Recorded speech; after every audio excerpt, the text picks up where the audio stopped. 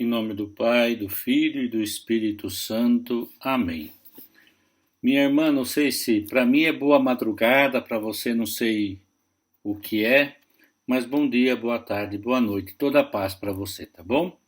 Que o Espírito Santo de amor que fecundou o seio de Nossa Senhora e o seu coração, fecunde o nosso coração e a nossa mente, para aproveitarmos bem desta aula. Nós estamos terminando o curso de Teologia Fundamental, e a teologia deve servir a nossa vida e a vida da comunidade, a igreja. E eu vou falar hoje, para finalizar, depois ainda nós temos aulas conclusivas, mas para concluir o tema da Dei Verbum, quero falar da Lectio Divina. É um tema que sempre eu falo quando posso em aula, trabalhamos, mas como estamos longe, vamos fazer à distância, né?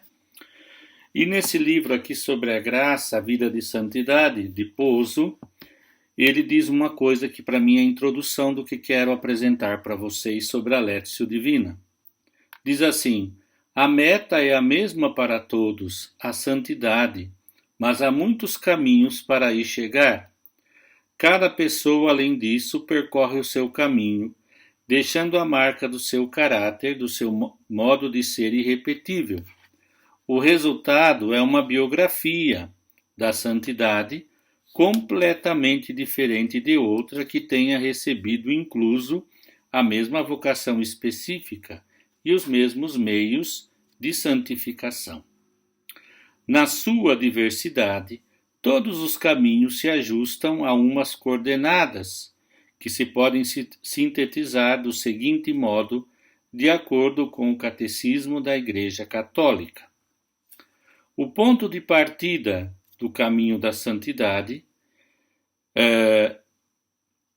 é o caminho de todos os fiéis em todas as situações da vida. O Catecismo, no número 2013, diz: os cristãos de qualquer estado ou ordem são chamados à plenitude da vida cristã e à perfeição da caridade. Todos são chamados à santidade. Sede perfeitos como o vosso Pai Celeste é perfeito. Ponto de partida é sempre chamado a termos vida plena, perfeita no sentido do amor. A meta é a identificação com Cristo, e cita o Catecismo 2014. O progresso espiritual tende para a união cada vez mais íntima com Cristo. Esta união chama-se mística, porque participa do mistério de Cristo pelos sacramentos, os santos mistérios, e nele no mistério da Santíssima Trindade. O caminho, a meta da santidade, alcançá-la-ão os fiéis, seguindo as marcas de Cristo, fazendo-se conforme a sua imagem e obedecendo em tudo à vontade do Pai. Ou seja, o caminho é o próprio Cristo. O apóstolo Tomé, no momento da conversa no cenáculo, dirige-se a Jesus com esta pergunta: Senhor, nós não sabemos para onde vais. Como podemos saber o caminho? Jesus disse-lhe: eu sou o caminho, a verdade e a vida. O caminho passa sempre pela cruz. São Mateus relata uma das cenas em que Jesus o explica com toda clareza. Ocorre pouco depois da concessão do primado a Pedro. Desde então começou Jesus a manifestar a seus discípulos que devia ir a Jerusalém, padecer muitas coisas dos anciãos, dos príncipes, dos sacerdotes e dos escribas, ser morto e ressuscitar ao terceiro dia. Tomando Pedro à parte, começou a increpá-lo, dizendo: de tal não permita, Senhor, não te sucederá isso. Ele, voltando-se para Pedro, disse-lhe: retira-te de mim, Satanás, tu serves-me de escândalo, porque não tens a sabedoria das coisas de Deus, mas dos homens. Então Jesus disse aos discípulos: Se alguém quer vir após mim, negue-se a si mesmo, tome a sua cruz e me siga. O seguimento de Cristo não se pode limitar a uma parte da sua vida ou da sua missão. Tem de ser, dentro de suas circunstâncias pessoais, completo. E toda a vida de Jesus está orientada para o sacrifício da cruz. De forma análoga, para cada cristão, o caminho da perfeição passa necessariamente pela cruz. Não há santidade sem renúncia e sem combate espiritual. Todo progresso na vida espiritual implica ascese e a mortificação. Por isso é trabalhoso e frequentemente vai acompanhado pela dor. Mas, acima de tudo, é crescimento do amor e leva gradualmente a viver na paz e no gozo das bem-aventuranças, citando o Catecismo 2015. O caminho já está assinalado nas suas linhas essenciais. Pode-se começar a percorrer. Aqueles que o fazem e que nele perseveram, sem se afastar, alcançarão a meta com toda certeza. No entanto, basta percorrer as primeiras etapas para experimentar que não é fácil, como tudo que de verdade vale a pena. Por isso, é muito útil fixar-se na vida dos santos, nas suas lutas e na sua correspondência à graça. Podemos aprender deles, vendo como procuraram identificar-se com Cristo e como conseguiram. Já disse alguém que o quinto evangelho, depois de Mateus, Marcos, Mateus, Lucas e João, é a vida dos santos. O estudo da vida dos santos compete a uma parte da teologia que se chama teologia espiritual. Nos tratados clássicos, denomina-se geralmente como ascética e mística. Pode-se dizer com verdade que é a ciência dos santos, porque ocupando-se em primeiro lugar de Deus, é também uma ciência de experiência vivida. Quer dizer, estuda como se faz a realidade, a santidade ao longo das biografias dos santos e dos grandes mestres de espiritualidade de todos os tempos. Eles, com as suas vidas e os seus escritos, proporcionam-nos uma espécie de pauta para orientar a tarefa da própria santificação. Qual é a pauta? Ele vai terminar aqui e eu vou ler também. Trata-se de uma imagem gráfica que empregou um dos grandes mestres espirituais, o beato José Maria, para referir-se a uma das suas homilias intitulada Rumo à Santidade.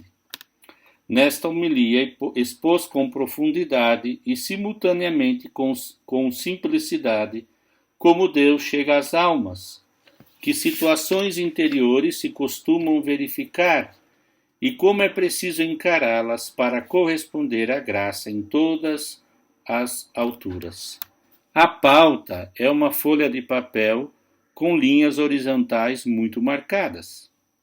Vocês já viram quando você compra uma folha que ela vem riscada, bem marcada, porque você coloca ela na folha em branco e você tem como escrever reto. Utiliza-se para colocar debaixo do papel em que se vai escrever, para que, guiando-se por essas réguas que se vêem a transparência, as linhas da escrita não saiam tortas. A pauta proporciona somente a orientação que permite escrever direito, mas a escrita é completamente pessoal. Com uma mesma pauta podem sair páginas muito diferentes.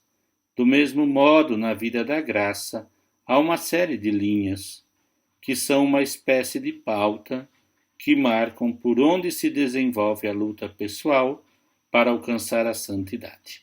Bom, ele fala assim, e eu pensei de ler para vocês que eu trabalhei isso na graça, no Tratado da Graça, para introduzir ao tema da Lectio Divina. Para falarmos da Lectio Divina, eu escolhi um artigo do Dom Orani Tempesta, que é o bispo do Rio de Janeiro, que em 2013 escreveu sobre a Lectio Divina. Eu vou passar para vocês depois, porque eu vou colocar como atividade não obrigatória, mas quem me entregar ganhará um ponto de bônus na média final, entendeu? Também, se não quiser, não precisa entregar, não é um problema. Só é um bônus, é um presente. Lectio Divina, diz Dom Orani, é expressão latina já presente e consagrada no vocabulário católico, que pode ser traduzido como leitura divina, leitura espiritual, ou ainda, como ocorre hoje em nosso país e em vários escritos atuais, a leitura orante da Bíblia. Lectio Divina. Lectio é leitura, divina é Deus, como eu já falei numa aula anterior. Leitura orante é uma derivação bonita, linda, ou leitura espiritual. Mas se fosse pôr ao pé da letra é ler a Deus. O texto aqui falava de configuração a Cristo que os santos faziam. E não sei se vocês sabem, mas hoje se fala muito fazer uma leitura, né? Que leitura você faz disso ou dessa pessoa? O outro dia eu atendendo uma pessoa muito culta, ela disse assim: você faz uma boa leitura de mim, preciso voltar mais para me orientar com você. Nesse sentido, a Lectio Divina é ler a Deus, ter intimidade com Deus. Isso é muito importante. Com base neste, trata-se de um alimento necessário para a nossa vida espiritual.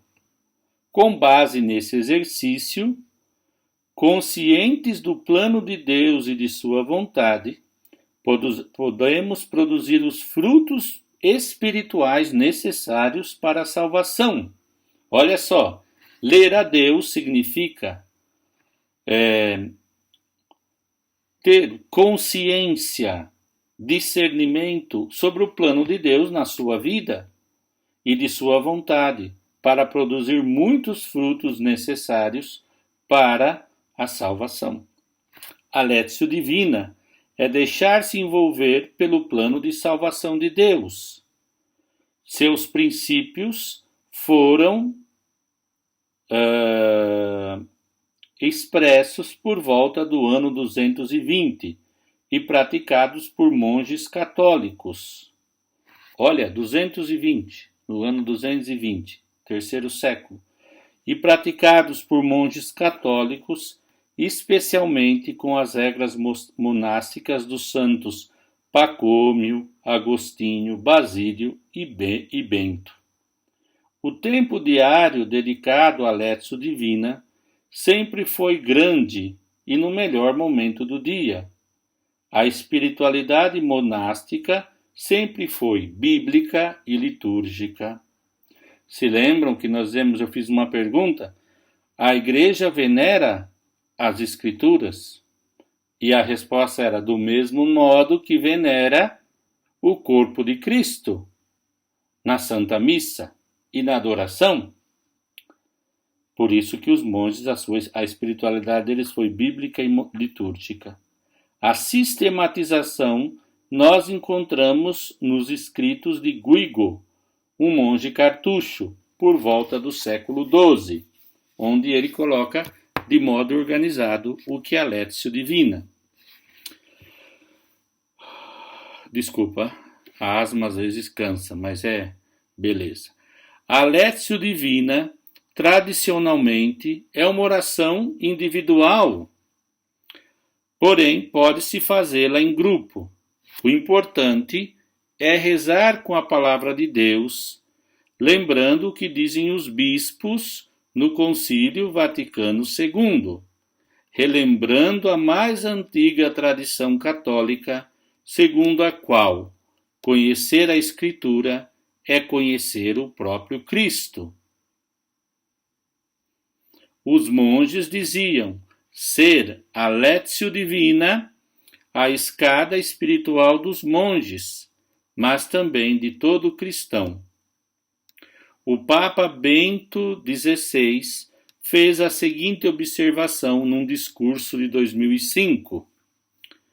Eu gostaria em especial de recordar e recomendar a antiga tradição da Lectio Divina, a leitura assídua da Sagrada Escritura, acompanhada da oração, que traz um diálogo íntimo, em que na leitura se escuta a Deus, que fala e rezando, responde-lhe com a confiança e abertura do coração.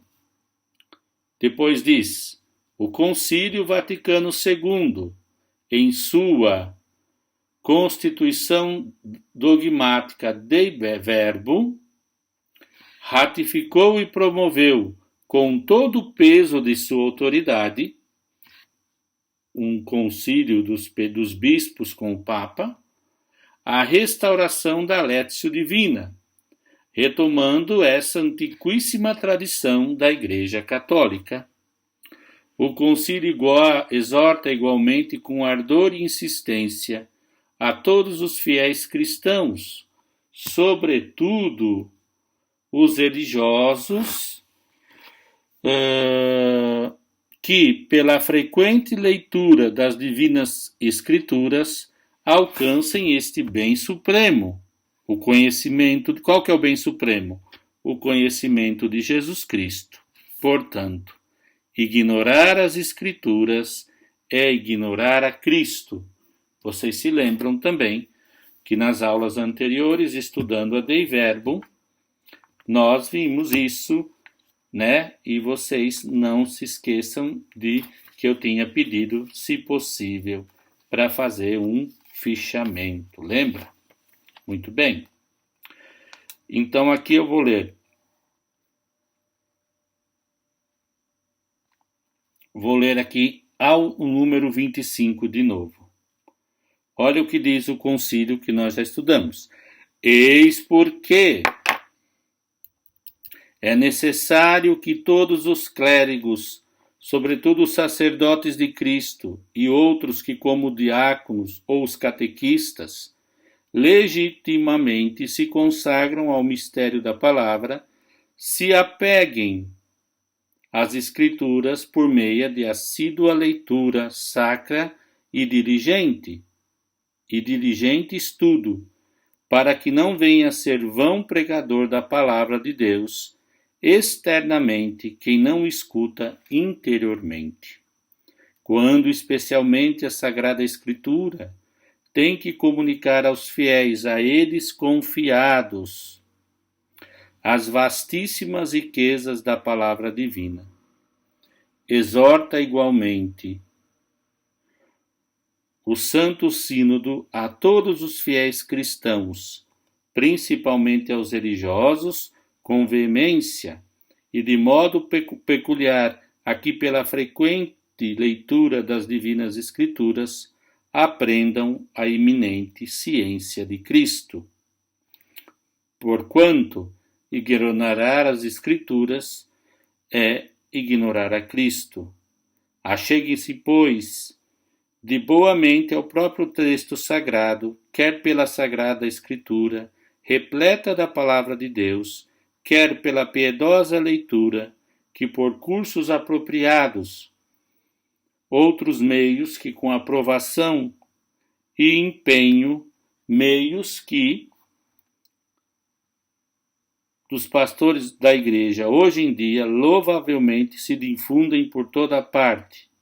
Lembre-se, porém, que a leitura sagrada da Escritura deve ser acompanhada pela oração, a fim de que se estabeleça o colóquio entre Deus e o homem, pois a ele falamos quando rezamos, a ele ouvimos quando lemos os divinos oráculos.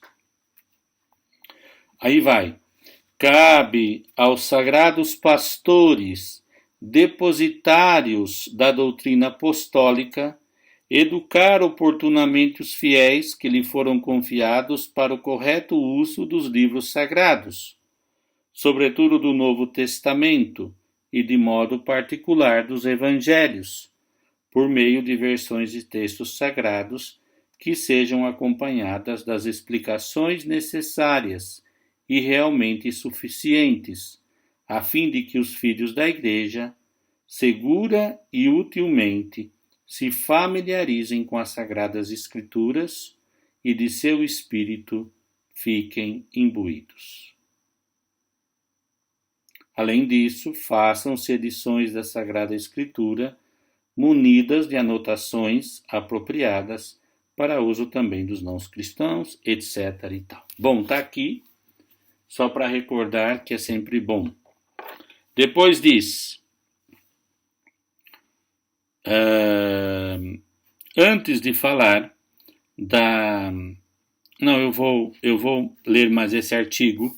O método, mais esse parágrafo, mais antigo que inspirou outros mais recentes, consiste em que, seja pessoalmente, seja em comunidade, seja no círculo bíblico, a reflexão com a palavra de Deus, depois da invocação do Espírito Santo, siga os passos tradicionais. Primeiro, lectio, que significa leitura, meditatio, meditação, oratio, oração, contemplatio, contemplação. Existem outros métodos que, inspirados nele, procuram ajudar o cristão a acolher em sua vida a palavra de Deus e a pô-la em prática no seu dia a dia.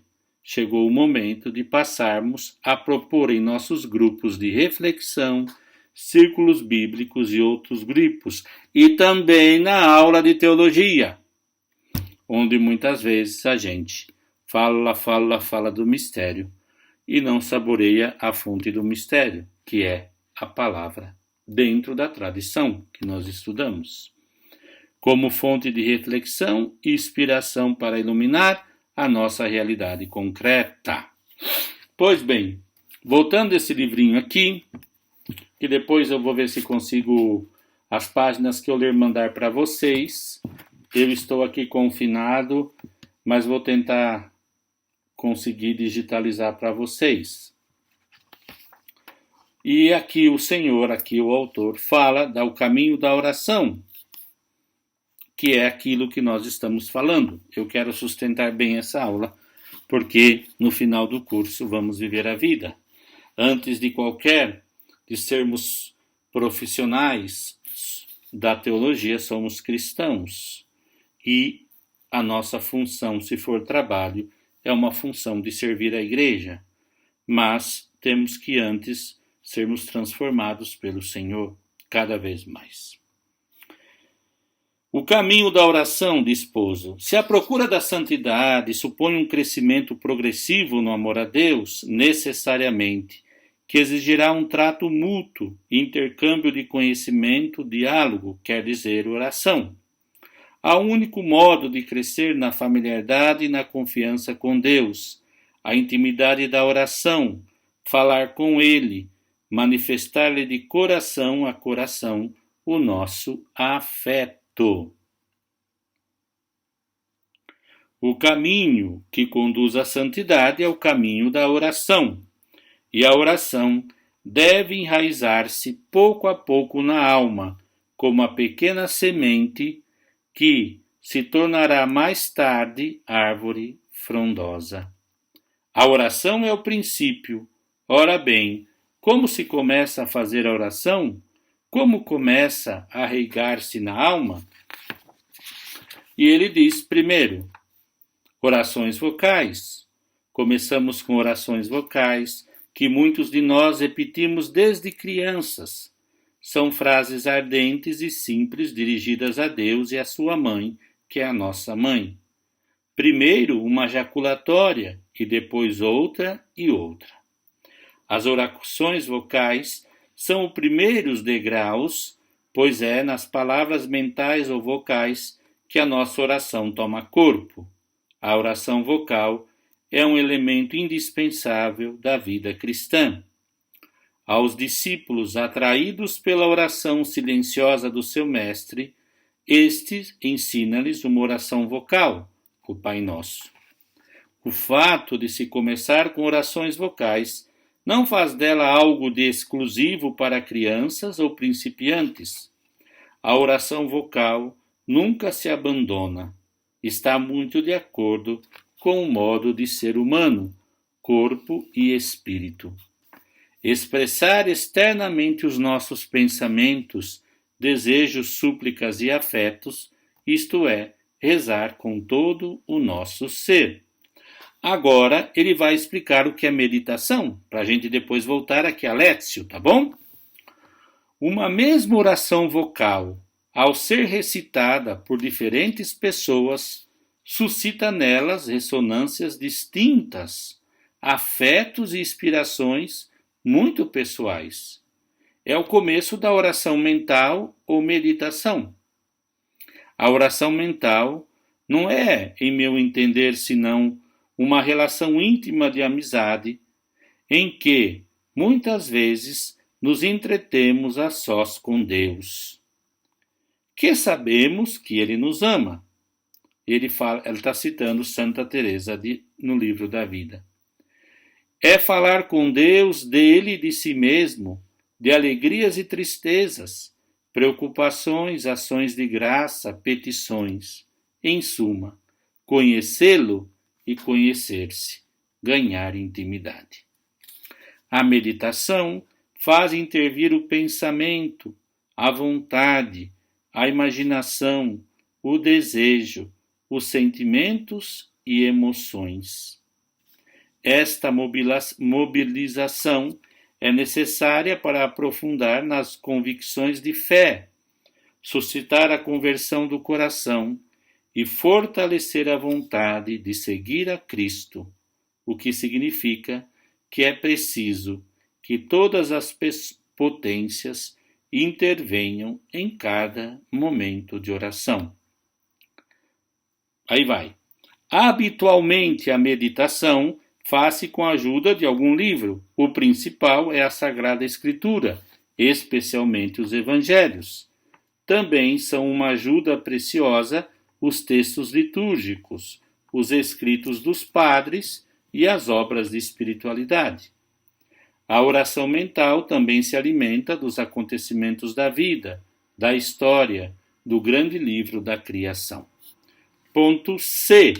A contemplação. Vamos ver o que é contemplação. Alimentado deste modo, o amor a Deus cresce e chega um momento em que as palavras se tornam pobres e abrem-se as portas à intimidade divina com os olhos postos em Deus, sem descanso e sem cansaço.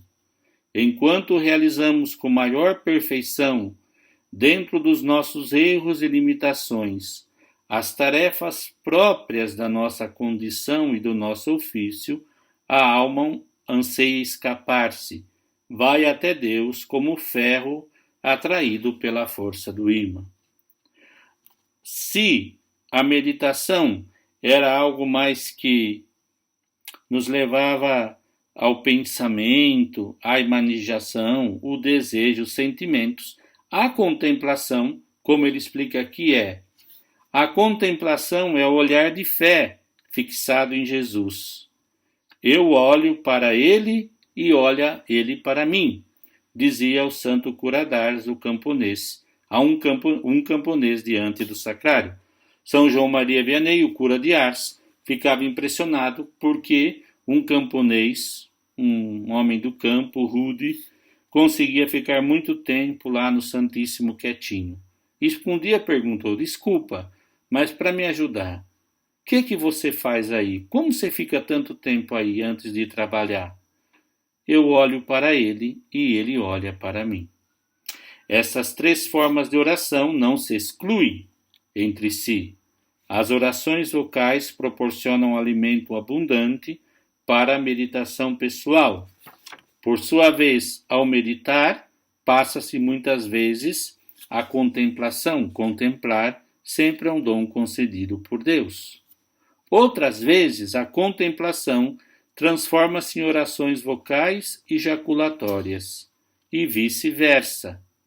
Sei que muitas pessoas rezando vocalmente, como já fica dito, são levantadas por Deus, sem elas saberem como a contemplação elevada.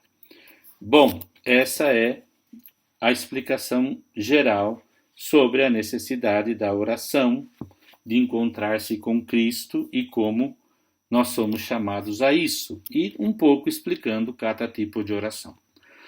Eu vou dar um pequeno intervalo, não vou fazer outra aula, vou quebrar essa aula em duas, tá bom? Para descansar um pouquinho e nós continuamos. Até já!